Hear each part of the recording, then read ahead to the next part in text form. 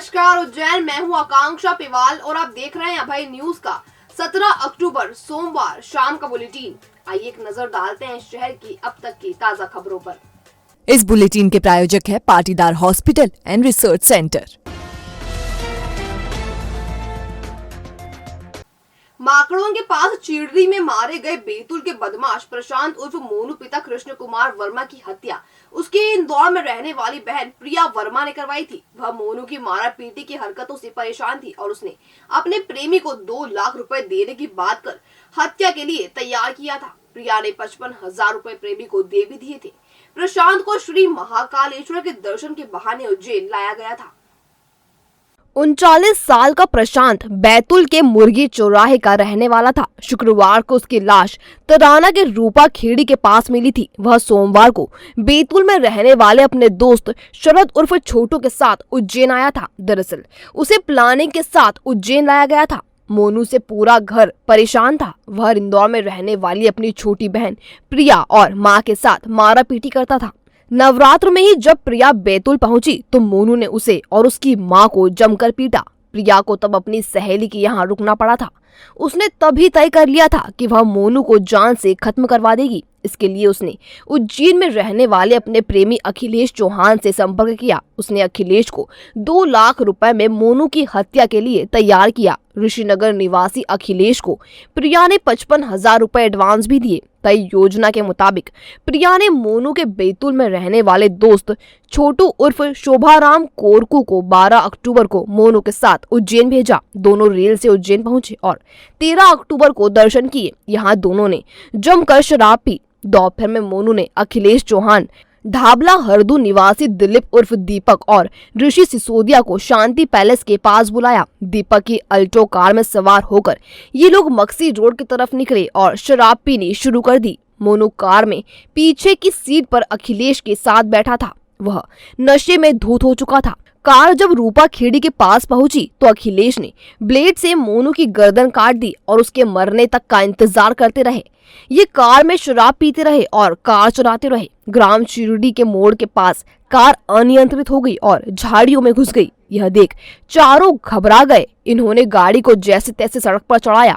इसी बीच गांव वाले आते दिखे तो इन्होंने मोनू के मुंह में कपड़ा ठूसकर और गर्दन दबाकर नाले में फेंक दिया। फिर राहगीरों की मदद से कार खिंचवाकर उसे एक तरफ पार्क कर दिया। आरोपियों की योजना शव को पेट्रोल डालकर जलाने की थी। इसके लिए इन्होंने गाड़ी में कुप्पी भी रखी थी, मगर कार की वजह से पुलिस दीपक तक पहुंच गई और पूरी वारदात का पर्दाफाश हो गया। प्रिया से मिले 55,000 रुपए दीपक, अखिलेश और ऋषि ने आपस में बांट लिए थे। इनमें से 25,000 रुपए दीपक ने और 15,000 रुपए अखिलेश और ऋषि ने अपने पास रखे थे। पुलिस ने 5 आरोपियों को गिरफ्तार कर लिया है। मृतक की बहन ने इस पूरी घटना का षड्यंत्र रचा और बैतूल से उसके एक मित्र के साथ में मृतक को यहाँ पर भेजा और यहाँ उज्जैन के कुछ उसके मित्र थे, जिसे पैसे दे करके उसने अपने भाई की हत्या कारित करना अभी तक घटना में पता चला है। और घटना का मुख्य कारण यह है कि मृतक द्वारा शराब पी करके घर वालों के साथ मारपीट करना, साथ ही साथ अपनी बहनों के साथ मारपीट करना और पूरी तरह से परेशान करके रखा था, जिसकी वजह से उसकी छोटी बहन ने पैसे दे करके ये हत्या की पूरा षड्यंत्र रचा और अपने दोस्तों के माध्यम से ये हत्या करवाई। श्री महाकालेश्वर मंदिर परिसर में एक बार फिर 2 युवतियों ने रील बनाकर हंगामा मचा दिया। सोशल मीडिया पर रील्स आने के कुछ देर बाद ही बवाल खड़ा हो गया। पुजारियों ने विरोध जताते हुए कार्रवाई की मांग की है। मंदिर में पहले भी इस तरह की रील्स बनाई जा चुकी है, तब माफी मांगकर मामला निपटा दिया गया था। महाकालेश्वर मंदिर में आने वाले श्रद्धालु कई बार मंदिर की गरिमा को ठेस पहुंचाने का काम कर जाते हैं। इस बार महाकालेश्वर मंदिर में शूट की गई रील्स में फिल्मी गानों को मिक्स कर वायरल कर दिया गया। इनमें से एक युवती ने गर्भगृह में जलाभिषेक करते हुए रील बनाई तो दूसरी युवती ने मंदिर परिसर में घूमते हुए वीडियो शूट किया और उसके साथ फिल्मी गाने जोड़ दिए। इन रील्स को सोशल मीडिया ऐप इंस्टाग्राम पर वायरल होने के बाद पुजारियों ने वीडियो को अपमानजनक और सनातन परंपरा के विपरीत बताते हुए युवतियों पर कार्रवाई की मांग की है। महाकालेश्वर मंदिर में शूट यह रील्स 2 अलग अलग अकाउंट से अपलोड की गई है। वीडियो में 2 अलग अलग युवतियां महाकाल मंदिर परिसर स्थित ओमकारेश्वर मंदिर के सामने और गर्भगृह में बॉलीवुड गानों पर रील्स बना रही हैं। गर्भगृह में लड़की बाबा महाकाल को जल अर्पित कर रही है और बैकग्राउंड में लाखों मिले लेकिन कोई तुमसा न मिला गाना बज रहा है। मंदिर के एक अन्य वीडियो में गुजर न जाए रातें कहीं, इसी तमन्ना में यह गाना बज रहा है। ओमकारेश्वर मंदिर के सामने बनाए वीडियो में युवती नगाड़े संग ढोल बाजे गाने पर घूमती दिख रही है। तीसरे वीडियो में युवती फिल्म धूम के मलंग मलंग गाने पर मंदिर की ओर मुंह कर हाथ जोड़ रही है। बताया जा रहा है कि इनमें से एक युवती इंस्टाग्राम पर सोनम नाम से है, जबकि दूसरी शिवांगी। इनमें से एक वीडियो 21 अगस्त को शूट किया गया, लेकिन इसे वायरल सोमवार को किया गया है। महाकालेश्वर मंदिर के महेश पुजारी ने वीडियो वायरल होने पर आपत्ति दर्ज कराई और कार्रवाई की मांग की है। मंदिर न डांस के लिए है, न अन्य चीज़ों के लिए है, न सेल्फी के लिए है और न ही किसी प्रकार की ऐसी मुद्राओं में अपने फ़ोटो खिंचाते हैं जो वहाँ के लिए उचित नहीं है, वो पवित्रता भंग करते हैं।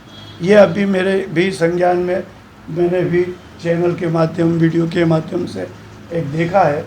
तो कुछ हमारे भक्तगण जो वहाँ इस प्रकार के नृत्य नाच करते हैं जिसका असर अन्य भक्तों पर गलत गिरता है, तो ये भक्तों का सबसे बड़ा कर्तव्य है। सेकेंडली बात ये है कि जो हमारी मंदिर प्रबंध समिति की व्यवस्था है और उसके साथ जुड़े हुए वहाँ के पुजारी और पुरोहित हैं, इन सबका ये कर्तव्य है कि मंदिर की पवित्रता कायम कैसे रहे और वहाँ का वातावरण शुद्ध पवित्र और पूजा स्थल के तहत रहे, ये सबको ध्यान रखना चाहिए, निगाह रखना चाहिए और ऐसे कृत्यों पर रोक लगाना चाहिए। आज भी मंदिर में ड्रेस कोड के आदेश के पश्चात भी उसका पूर्ण उल्लंघन है। कर्मचारी जो रखे जाते हैं, जो सुरक्षाकर्मी हैं, ये भी सब जहाँ तक मेरा ख्याल है कि केवल वो अपना दायित्व निभाकर केवल दायित्व, यानी दायित्व भी पूर्ण दायित्व नहीं, जो मंदिर की पवित्रता कायम कर सके, जो मंदिर की शुद्धता को कायम कर सके, जो गलत काम हो रहे हो या जो किस प्रकार के वहाँ गलत व्यवस्था सेल्फी हो रही हो उसको रोके, वो भी नहीं रोक पा रहे हैं। तो इसके लिए दोषी जो है कर्मचारी भी है, क्योंकि उनका दायित्व उनको इसीलिए मंदिर में रखा जाता है कि ये पवित्रता की ओर ध्यान दे और व्यवस्था के। मैं प्रशासन से आग्रह करता हूँ कि ऐसे जो करते हैं महाकाल मंदिर में छूट जो हुई, इस पर बहुत सख्ती से नियम बनाना पड़ेंगे और उन नियमों को लागू करना चाहिए, जो भविष्य में इस तरीके की कोई भी वातावरण ना बने। कितने घर बर्बाद करे हैं इस नशे की आदत ने। इस आदत के जो आदी हैं वो खो चुके हैं अपनी पहचान। यदि आपके अपने भी नशे की लत से जूझ रहे हैं तो आप चिंता छोड़िए और कदम बढ़ाइए हमारी ओर। पहचान से जुड़कर अपनों को वापस दीजिए उनकी पहचान। जी हाँ, संभाग में पहली बार TSF पद्धति से मरीजों का सफल इलाज। पहचान पर मरीजों के लिए काउंसलिंग और खुशनुमा माहौल में नशे से मुक्ति। 90 दिन का ट्रीटमेंट समय, खान पान का ध्यान, योगा और मेडिटेशन की रेगुलर क्लास, अनुभवी चिकित्सकों द्वारा परीक्षण और मध्यम वर्गीय परिवार के लोगों के लिए विशेष सुविधा।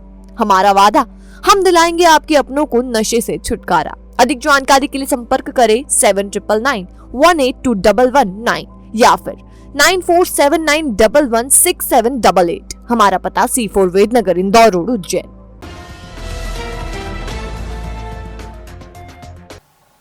छत्तीसगढ़ के रायपुर की रहने वाली एक 10 साल की बालिका की साड़ी के झूले में गर्दन उलझने से मौत हो गई।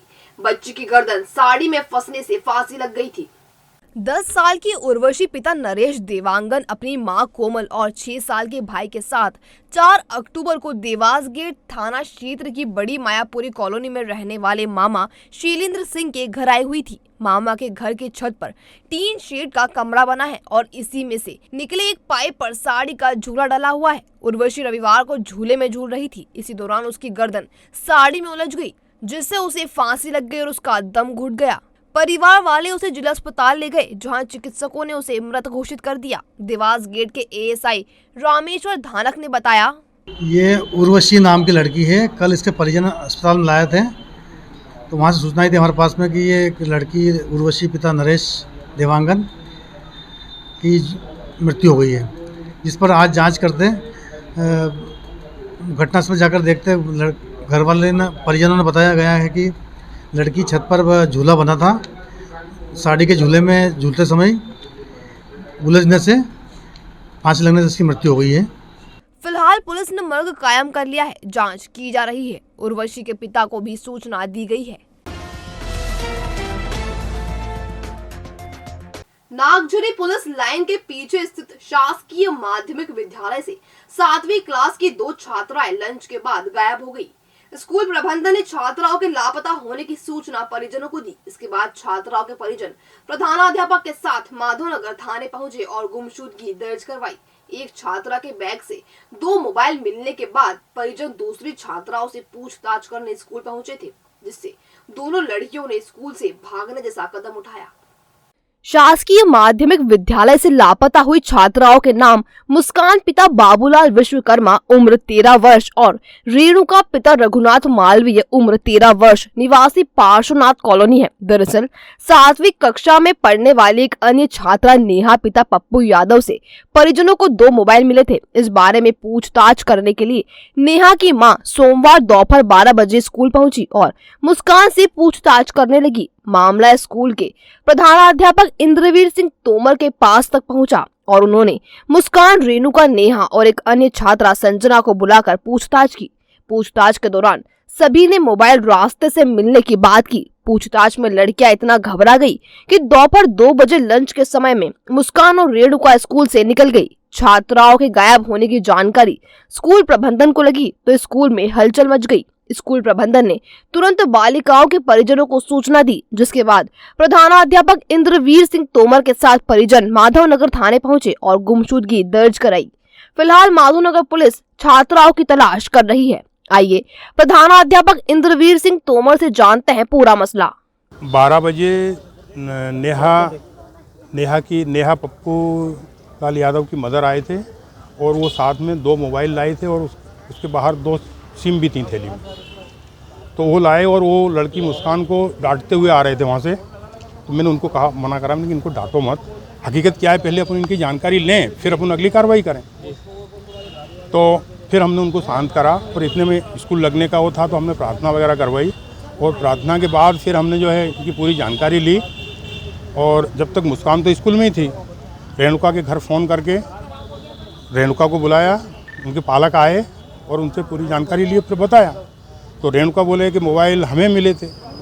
फिर पता लगा वास्तव में कि उन्होंने कहा कि नहीं मोबाइल इसको नहीं, मोबाइल संजना को मिले थे। संजना ने ऐसा बताया कि हमें मिले थे। फिर ये पूरा घटनाक्रम करने के बाद, समझाने के बाद हमने मोबाइल जब्त कर लिए इनके।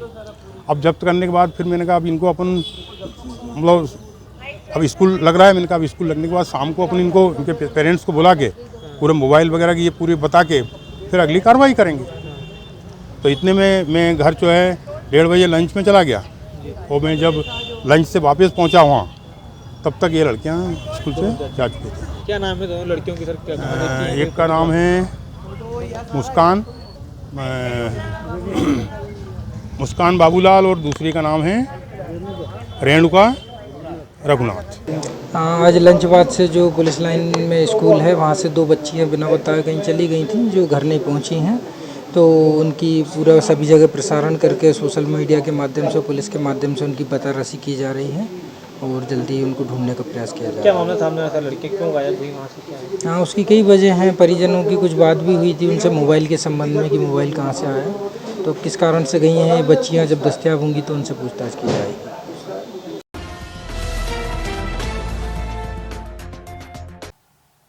दीपावली जैसे जैसे नजदीक आ रही है, शहर में नकली मावे की खपत बढ़ती जा रही है। आलम यह है कि बाजार में मावे की मांग को पूरा करने के लिए अन्य प्रदेशों से भी नकली मावा मंगाया जा रहा है। सोमवार को क्राइम ब्रांच ने नकली मावे की खेप पकड़ी जो अहमदाबाद से भेजी गई थी।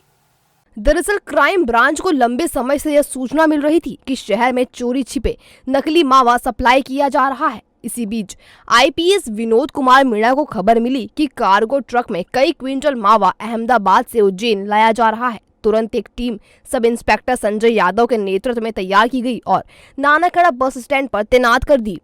जैसे ही कार्गो ट्रक वहां पहुंचा, टीम ने लगभग 3 क्विंटल नकली मावा बरामद कर खाद्य विभाग के सुपुर्द कर दिया। यहाँ हम आपको बता दें कि शहर में कई दुकानों पर नकली मावा खुलेआम बेचा जा रहा है, जो आलू, डालडा, सोयाबीन तेल तथा यूरिया खाद से बनाया जाता है। यह मावा स्वास्थ्य के लिए बेहद खतरनाक भी होता है।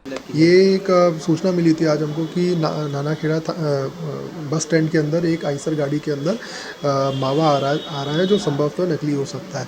तो उसकी पड़ताल के लिए हमने वहाँ पे गाड़ी को जब हमने इंटरसेप्ट किया तो वो जिसके पास जाना था, जब उससे पूछताछ या पड़ताल करी तो उसने कोऑपरेट नहीं किया और मोबाइल स्विच ऑफ कर लिया। तो इसको देखते हुए हमें प्राइमा फेसाई लगा कि शायद ये नकली हो सकता है, तो इसलिए हमने फूड डिपार्टमेंट को बुलाया तत्काल मौके पे, और मौके पे करके टोटल 450 से 500 किलोग्राम के आसपास मावा है, तो फूड डिपार्टमेंट ने सीज कर लिया और उसकी टेस्टिंग की जा रही है। कहाँ से कहाँ ले जाया जा रहा था सर? ये अहमदाबाद से आ रहा था उज्जैन के लिए।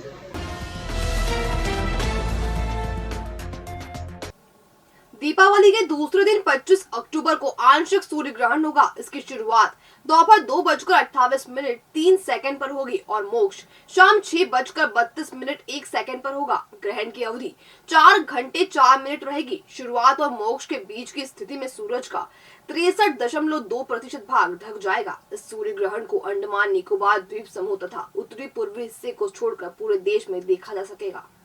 शासकीय जीवाजी वेधशाला के अधीक्षक डॉक्टर राजेंद्र प्रसाद गुप्त ने बताया, आंशिक सूर्य ग्रहण उस समय होता है जब पृथ्वी और सूर्य के बीच में चंद्रमा आ जाता है। इससे पृथ्वी के स्थान विशेष से दिखने पर सूर्य का कुछ भाग ढका हुआ दिखाई देता है। इस प्रकार होने वाला ग्रहण को आंशिक सूर्य ग्रहण कहा जाता है। यह सूर्य ग्रहण उज्जैन में भी दिखाई देगा, जिसका प्रारंभ शाम 4:41 और 1 सेकंड पर होगा। शाम 5:38 पर मध्य की स्थिति में सूर्य का 32.6% भाग ढका हुआ दिखाई देगा।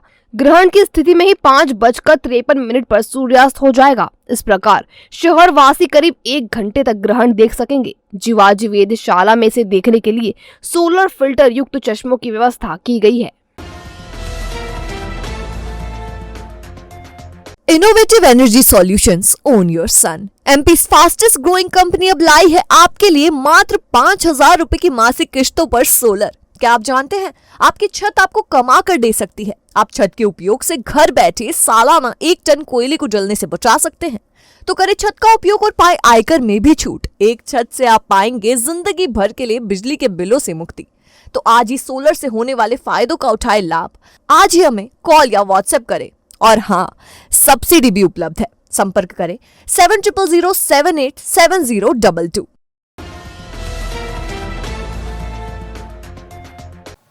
ठेले गुमटी वालों ने महापौर को अपनी समस्याएं बताई। कालिदास अकादमी में आयोजित पंचायत में महापौर ने न सिर्फ समस्याओं को सुना, बल्कि उन्हें हल करने का आश्वासन भी दिया। पंचायत में लोगों की रुचि बैंक से कर्ज लेने के बजाय समस्या बताने पर ज्यादा थी। महापौर मुकेश टटवाल ने खास तौर पर ठेली गुमटी वालों की समस्या जानने के लिए यह पंचायत बुलाई थी। गुमटी वालों के बीच पहुंचे महापौर ने कहा कि वह खुद भी गुमटी का संचालन करते हैं, इसलिए वह समस्याओं को जानते हैं। दुकानदारों ने बताया कि गुमटी वालों को हटाने से पूर्व 7 दिन पहले नोटिस देना चाहिए, लेकिन ऐसा होता नहीं। रास्ता जाम किसी और वजह से होता है और हटा ठेले वालों को दिया जाता है। जो अपने राइट्स है उसके हिसाब से अपन को 7 दिन पहले सूचना देनी पड़ती है कि 7 दिन पहले आपका ये हटाएंगे और इतने टाइम के लिए हटाएंगे। जब जो अधिकारी, जो नगर निगम वाले जो अधिकारी आते हैं, उन लोगों को वहाँ से ना हटाते हुए उनको जो दुकानें हैं उनके पीछे ही वो दबा देते हैं, तो उसकी वजह से फिर जो यातायात जाम होता है उसका नाम भी हमारे ऊपर आता है।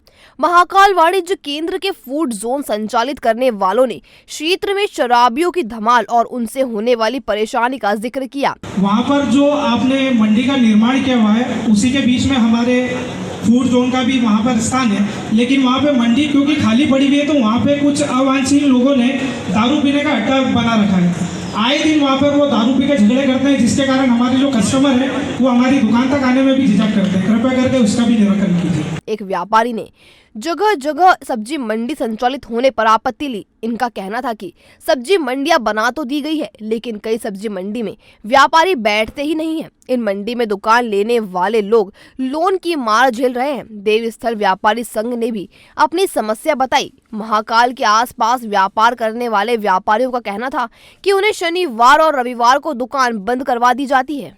यही दिन कारोबार के होते हैं।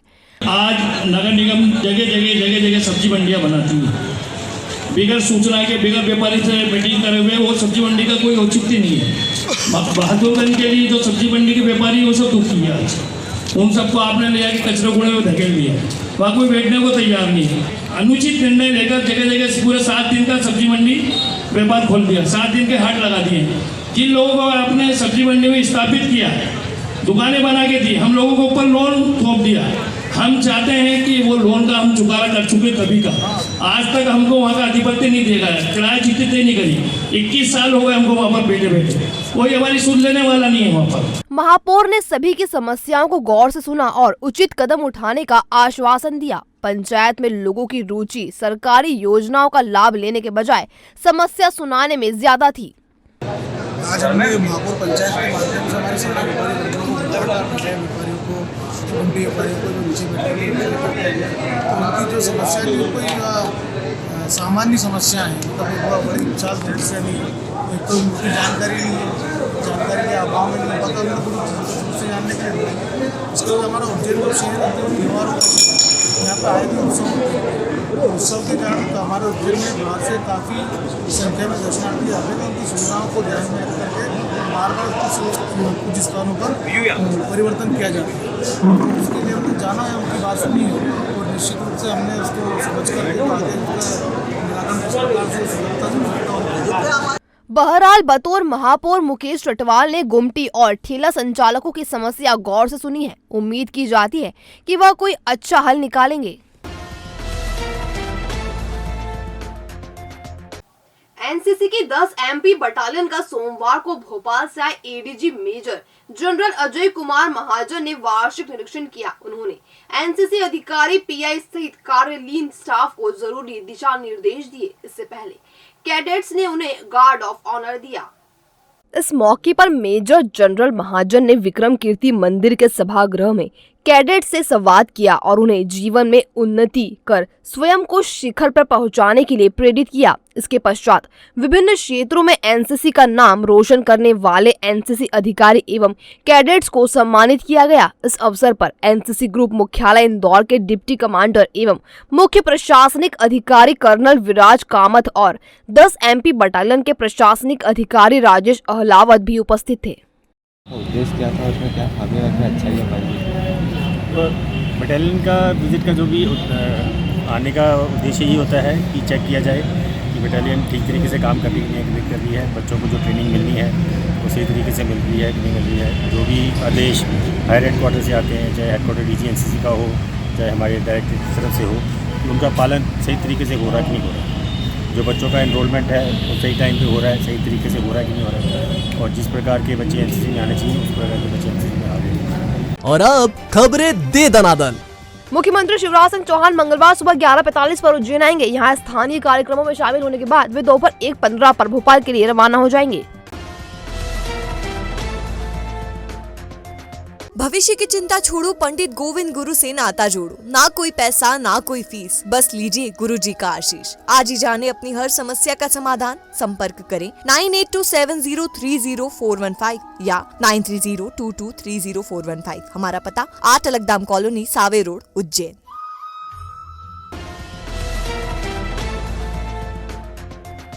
तो ये था अभय न्यूज का आज का बुलेटिन। अगर खबरों को लेकर आपके पास कोई फीडबैक हो तो हम तक कमेंट सेक्शन या इनबॉक्स के जरिए जरूर पहुंचाएं।